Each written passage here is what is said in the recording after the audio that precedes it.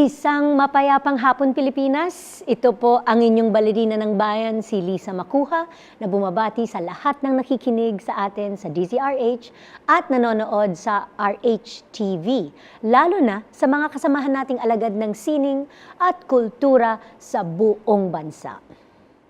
Tunay na espesyal ang ating programa sa hapong ito sapagkat ipinagdiriwang natin ang 12th anniversary ng Art to Art. Opo, mga kaibigan, 12 taon na po ang ating programa na tuloy-tuloy sa pagdadala ng usapang sining at kultura sa lahat ng dako ng Pilipinas sa radyo at telebisyon at maging sa ibang bansa via live streaming. Nais naming magpasalamat sa aming mga loyal viewers and listeners na walang sawang umaantabay sa ating programa linggo-linggo.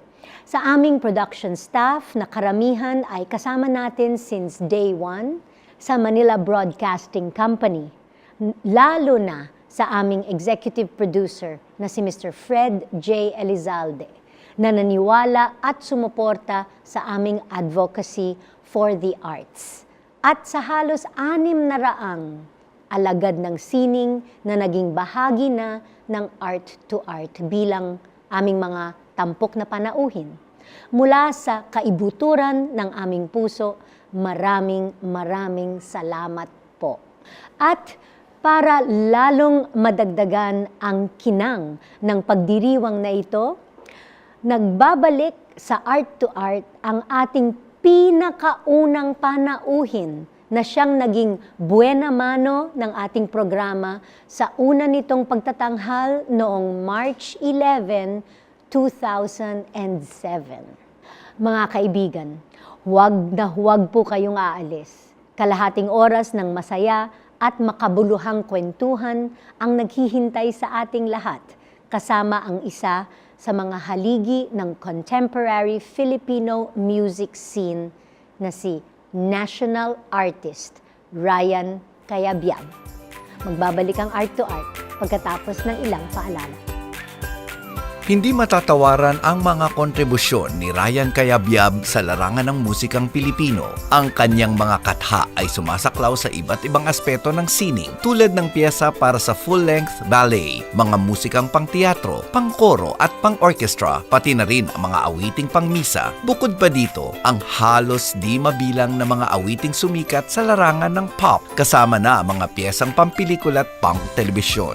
Isinilang sa Maynila noong May 4, 1954. Maagang naulila sa ina si Ryan at naging working student para makapagtapos sa kolehiyo. Napansin ng yumaong Vice-Presidente Salvador Laurel ang galing ni Ryan bilang pianista at binigyan ito ng scholarship upang makapagtapos sa UP College of Music, kung saan naging profesor niya ang tanyag na kompositor na si Eliseo Pajaro at ang mga pambansang alagad ng sining na sina Lucio San Pedro, Ramon Santos at Francisco Feliciano. Bilang kompositor at tagapagsulong ng Original Filipino Music or OPM, tumanggap siya ng napakaraming papuri at parangal sa loob at labas ng ating bansa. Nakilala siya sa kanyang mga madamdaming awit na binigyang buhay ng ilang pinakapremyadong manganganta sa bansa. Pinaligaya, pinaluha, pinakanta at pinaindak ni Ryan Cayabyab ang pusong Pilipino na kuhang-kuha niya ang kiliti at pagkahilig sa musika. Noong ika-25 ng Oktubre 2018, kasama si Maestro Ryan Cayabyab sa 7 Pilipinong ginawaran ng titulong Pambansang Alagad ng Sining sa Palasyo ng Malacanang. Ikinararangal ng Art to Art na makasamang muli sa ika-12 anibersaryo ng ating programa si National Artist Ryan Cayabyab. Magandang hapon, Mr. C. Congratulations. Or should I say, Mr. National Artist? Wow! Wow, from 12 years ago na naging unang guest ka namin dito sa Art to Art, na radyo pa lang noon, wala pang telebisyon. At ako'y parang hindi pa talaga seryoso sa aking bagong role bilang radio host. At nangangapa pa talaga. And ngayon, wow, national artist. Eh, Wala kang Pero masabi. masaya. Can you imagine? Ako rin, wala naman akong masabi. 12 taon na itong art to art. I think it's a milestone. And I congratulate you dahil thank you. porsigido. Importante yun porsigido. Yes. Well, as you know, I mean, when you were awarded national artist, nung nalaman po ninyo, ano yung naramdaman ninyo?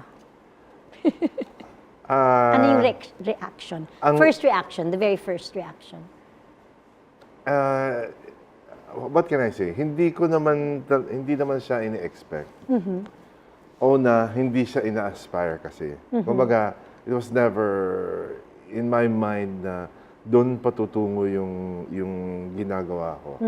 Kasi, kaya hindi naman ako nag-expect at hindi ko naman talaga yan naiisip dahil siguro nung time na yon, nung 12 years ago, even a little earlier than that, meron na mga bubulong sa akin na you are in the list of nominees for national artist, ganyan. So, wala naman nangyari. Every time na merong botohan, lagi sinasabi sa akin, "Uy, Mr. Sia, yung nasa listahan ng national artist." Alam naman natin na hindi naman ibibigay yon hanggat hindi siguro yung tamang panahon. So, nung sinabi nila, actually, nakakagulat dahil Lunes tumawag ang CCP sa akin, si Lilian. Siguro siya lang yung naatasan na tumawag. Lunes yon, October 23. Tinatawagan niya ako nung hapon, mga alas 5, alas 6 ng gabi. May klase ako. I had class, and yung class ko natatapos alas 8. So, nung 8 p.m., binuksan ko yung cellphone ko, ba't tawag sa akin itong si Lilian? Maraming missed calls. Maraming missed calls. Tapos, finally, nabuksan ko yung message niya, "Ryan, please call me if you have time. This is regarding the National Artist Award, the honor of National Artist." Okay. So, I called her. "Yes." Anong meron? Anong meron? Sabi ko gano'n. Ang sabi sa akin is, "Ryan, you have to be in Malacanang on Wednesday." Sabi ko, "Bakit?" walang niya. Miyerkules pupunta ng Malacanang. Kasi kasama ka sa listahan ng national artist. Wow! Sabi ko, wow! Talaga.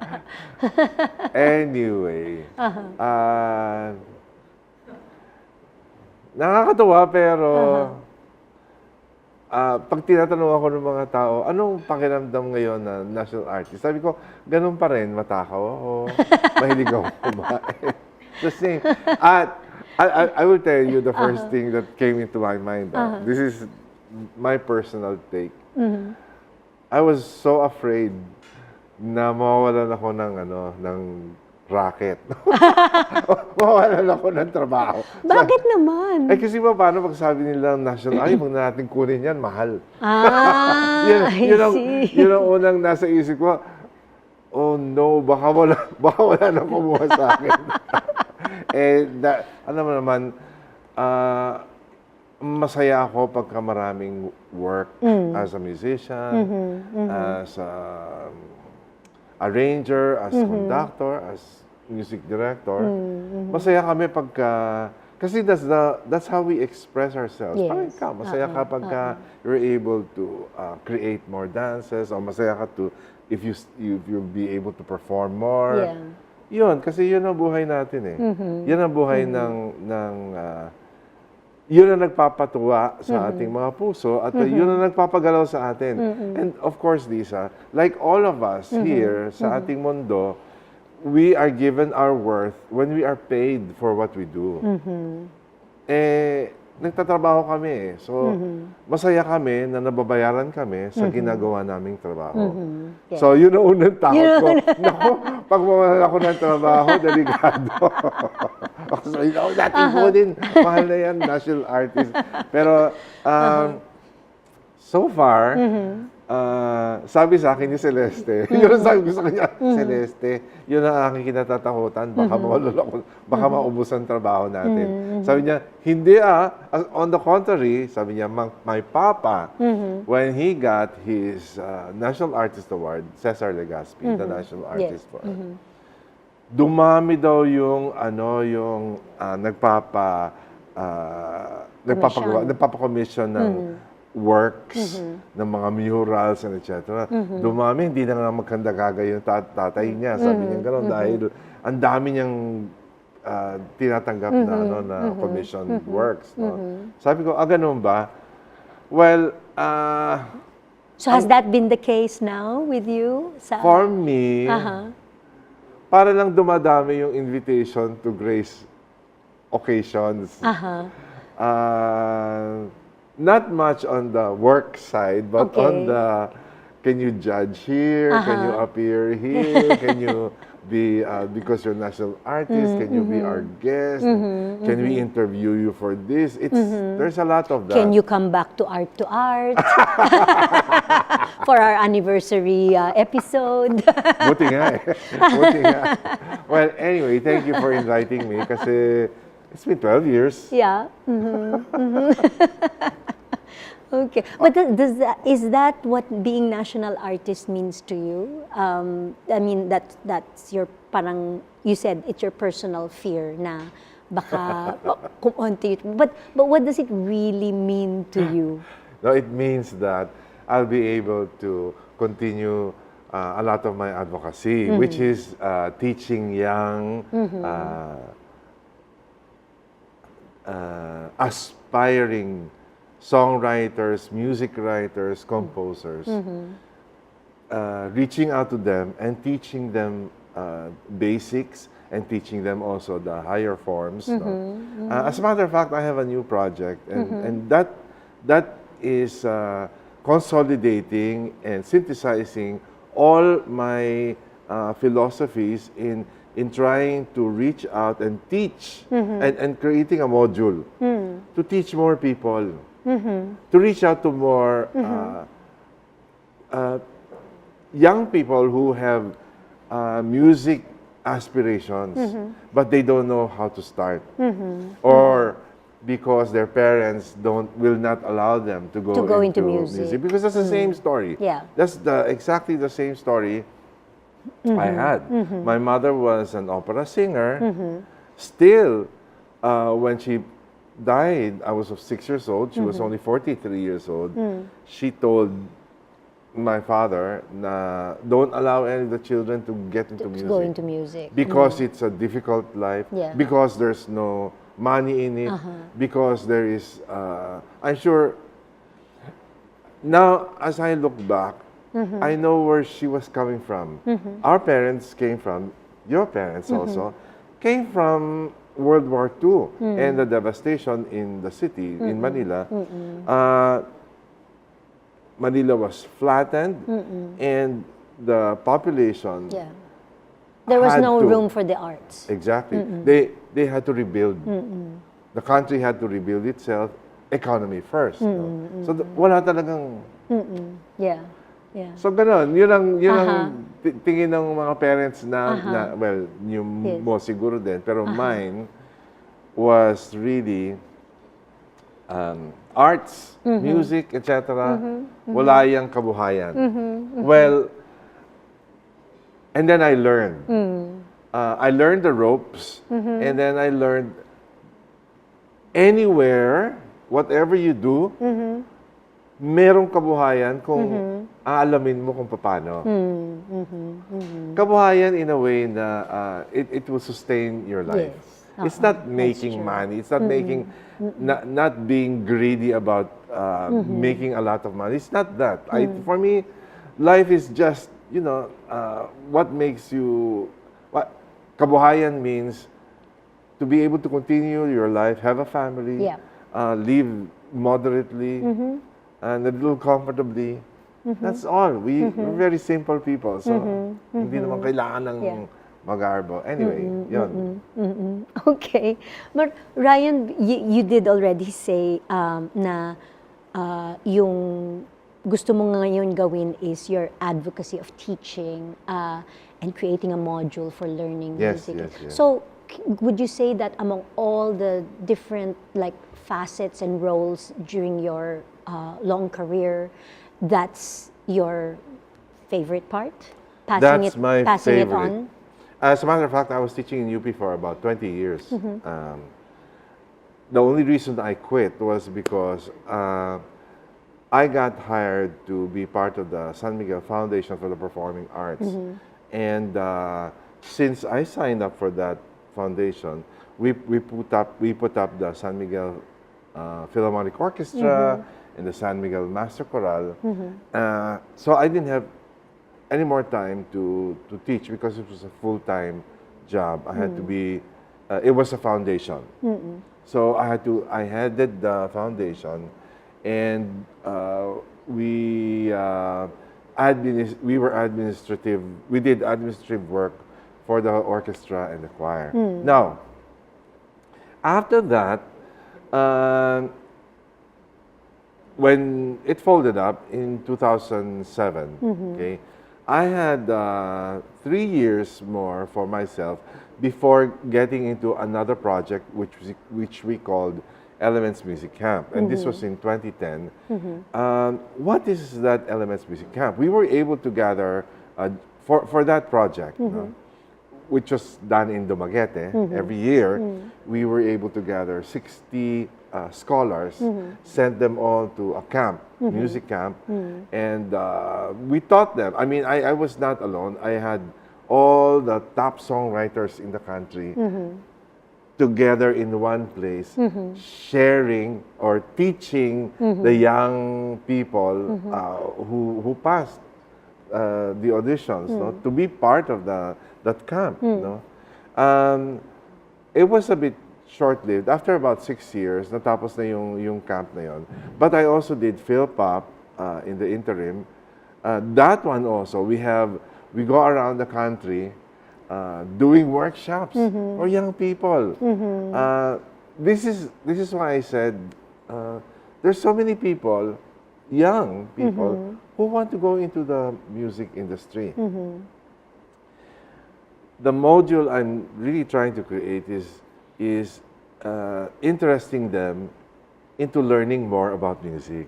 So not only about creating songs, and it's only not about that. Maybe creating songs could be a jump-off point. Because Lisa, some of them probably magsawa na creating songs, maybe would go this way into writing more serious music. Or this way into writing theater music or movie music. Or this way writing only symphonic works that are new ideas. That's the idea for what Sana I'm mas trying to do. maraming musicians ang pumunta sa ballet music din. Why not? Yeah, writing ballet music. That's Which you true. have for us Yes, in I know, Ballet I did. Manila. We have your Ang Mahiwagang Violin. Yeah. And I'm so happy because you keep on using it. Yeah. And it seems like it's one of your popular. Very popular, very Popular ballets. very in demand. Kaya medyo talagang napaluha actually ako noon when you supported that project, yung Tatlong Kwento ni Lola Basyang. Yes, and yes. when you said, I'm not going to charge, just give me, I think it was 5,000 pesos for every performance that you do. Yeah. Sabi ko talaga, wow, really? Wow. So hanggang ngayon, kumikita ka pa. No, because I understand that. No, we should understand. We should work together. Kasi yung advocacy mo naman is sharing with the people. Yes. And this is part of it. Yeah. When you share popular music and using ballet, it doesn't mean na bumaba yung ballet, yung level. No, as a matter of fact, Totoo lang. you're putting it, you're telling the people na alam mo kahit anong gawin mo, mataas na uri, Yes. excellence pa rin. Yes. As long as you show them yung excellence ng ginagawa nyo. Okay. Yung Yes, passion. Ryan, you are now officially not just my first guest in Art to Art, but officially my favorite guest in Art to Art. Kasi nakadalawang tanong lang ako, kailangan na nating mag-commercial break. Marami pa po tayong pag-uusapan sa ating 12th anniversary episode kasama si national artist Ryan Cayabyab. Dito pa rin sa Art to Art. Magbabalik po kami pagkatapos na ilang paalala. Programang hatid ay sining at kulturang para sa lahat. Magbabalik ang Art to Art. Schedule ng mga inaabangang konsyerto. Update sa mga magagandang panoorin sa mga tanghalan at teatro. Narito na ang Art to Art Calendar.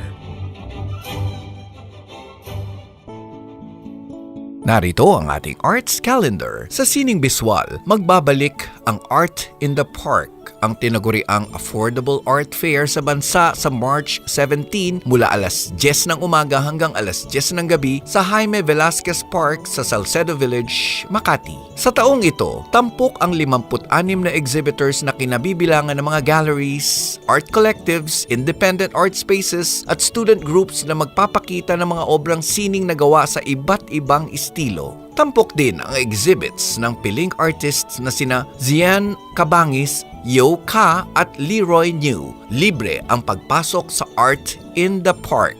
Sa teatro, bilang bahagi ng kanilang 51st theater season, inihahandog ng Philippine Educational Theater Association or PETA ang bagong comedy play na pinamagatang Charot. Nagbibigay ng pagkakataon ng dula na talakayin ng mga tanong na nakakabit sa issue ng panukalang charter change, kasama ang mga manonood. Nagbukas noong February 8, mapapanood hanggang March 17 sa PETA Theater, No. 5 Amar Drive, Barangay Cristong Hari, New Manila, Quezon City. May palabas tuwing Biyernes, alas 3 ng hapon at tuwing Sabado at Linggo, alas 3 ng hapon at alas 8 ng gabi. Para sa ticket, tumawag sa 725-6244 or sa Ticket World 891-9999 o bumisita sa website ticketworld.com.ph.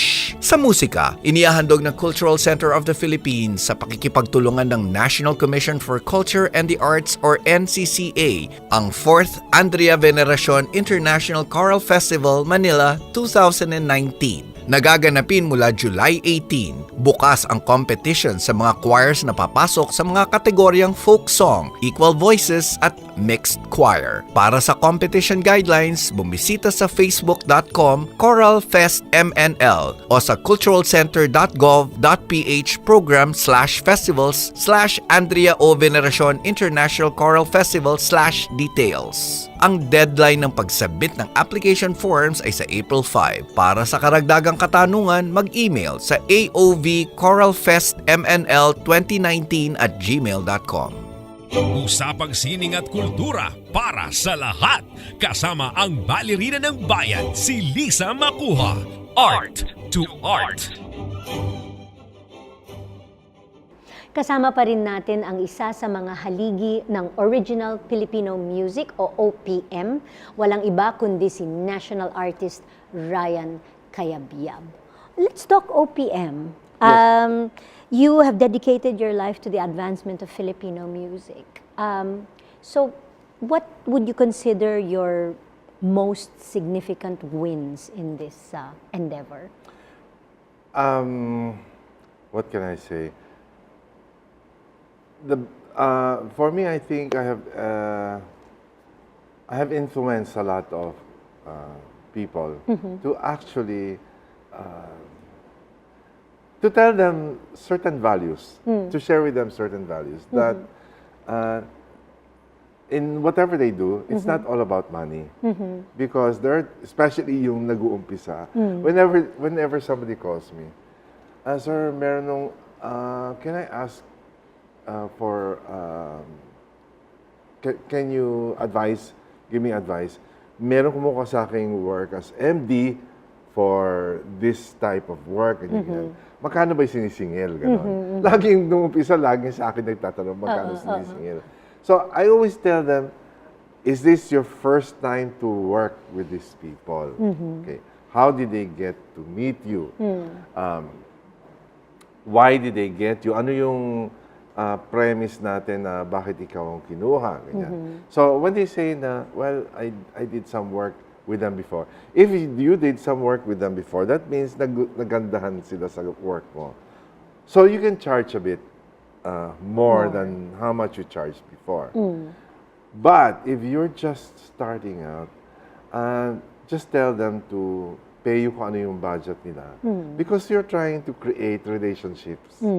Relationship building is very important. And it's not, when you do music or when you do your artwork, you're not, for me, ako naniniwala ako, hindi ka isolated eh. Yung bang hahanapin ka nila, o sige, tas isolated ka eh. No, you have to build relationships with them because eventually, sila naman yung magiging, yung mag-hire sa'yo no, in the future. So, what are those wings? For me, it's being able to communicate with the young people, give them values about why you do things the way you do. Yeah. And the most important for me is, I always tell them, you learn the ropes. Learn it. You have to be, you educate yourself. Kasi hindi pwedeng parang jawe-jawe lang. Yeah. Or, kasi I learned through the years that the way to do it is you have to be a master of what you're doing. Hindi siya pwedeng konti lang alam mo. At saka isa pa, very important, Lisa, sabi ko, hindi kayo pwedeng mayabang. Yes. Yung mga mayayabang iniiwasan yan ng mga tao. They don't want to work with people. Some people, a lot of people, they don't want to work with people who have egos, who are difficult to work with. Kasi in the first place, when you collaborate, you have to put egos aside. Nag-work kayo. Iba yung goal nyo. Yung goal nyo is something you're working on. So that's also one of those things that I impart to them. Importante siya. Working relationships. Yes, that's Ano pa ba? Okay, wala na muna ako maisip. Pero sa ngayon, Mr. C, you are the Executive Director of the Philpop Music Festival Foundation, correct? Okay. Yeah. That one, I actually gave up the position already. Oh, okay. Now, I told them, just get me, I will tell you why. They were paying me to be Executive Director. But there was a time na we had to work on our budgets because we needed office, we needed people. Sabi ko, I'm giving up my budget for that. Just ask me when you need help. As you a want consultant. Okay. So I gave up the position for them to be able to set up a real good Philpop Music Fest Foundation office. No? Okay. Which is still, I think, only 1 or 2 persons. Because you don't really need a lot of persons. But you need a dedicated person to do admin work. And that's when I said, okay, you don't need me. You need me for ideas, for visions, for consultation, but you need more, some people to operate. Di ba? Kasi operations is very important. Anywhere, in whatever organization, you need operations. So you need admin. Sabi ko, sige na, I'll just help you. So parang ganon. Only when they need me, they will call me for ideas. Yan. Do you still have time for composing? That's what I want to do more. Okay. Because I realized this is my 9th year after 2010, I wrote less. I have written siguro far less works in the last 9 years because I had dedicated more time promoting other people's works. Yeah, Promoting or pushing people to write more, teaching them. Mentoring. So, mentoring. There's a lot of mentoring that I have been doing. So, I know that question is tama-tama because even my wife tells me, I think you should start writing more. Can I give you a proposal on the air? Sure. Can you please write a ballet for us? Yeah, full-length ballet Full-length this time. ballet, yes. I'd like that. You would like that? Yes. Okay, you're hired. Okay, you know what's on my list? Okay, so now there's a ballet. I still have a symphonic work. I want to do that. And actually, first on my list, I don't know when I can do that, is a piano concerto. I promised several pianists. A piano concerto. Okay. I don't know. The truth is, maybe mali yung term na piano concerto. Baka meron ng ibang new form. We don't know. Maybe I can create a new term. Pero of course, why change it if it's not broken? Baka piano concerto yung working title, but it might be something else. But a large work for piano, a full-length ballet, that's it. That's a symphonic work. Reserve na ako sa full-length ballet. Sure, ha? sure. Sinisigurado ko lang. Okay. Sure. And then, exciting. Ano na yung subject matter mo? Ang secret. Huwag muna natin pag-usapan on the air. It might be stolen. Oo nga. Ano mo naman ako biglang, sige. Ano kayang pwedeng idea? I like it when, when an idea is just percolating. Nako, yan ako yung, sige, let's do it. Ang mahiwagang violin, Part the two. sequel. Hindi. No. I think it should be- Joke. No. It's gonna be Joke lang. different. It's gonna be different. But okay, bago tayo mawala ng panahon, bilang national artist, ano po ang pangarap ninyo para sa Philippine art scene? Hindi lang sa music, tama, sa Philippine art scene. Ma-turn yung tide over our people consuming imported music, imported art, imported whatever. Especially in my case. The reason why I want to do that module into making young people more, inspired to do music. I think we should flood the entire nation with new music coming from young people, all types of music. That means, yun ang sinasabi ko, hindi lang popular music. Basically, if you arm them with knowledge, pupunta yan kung saan-saan kasi magsasawa din yan sa, hanggang doon lang ba yung aming ginagawa?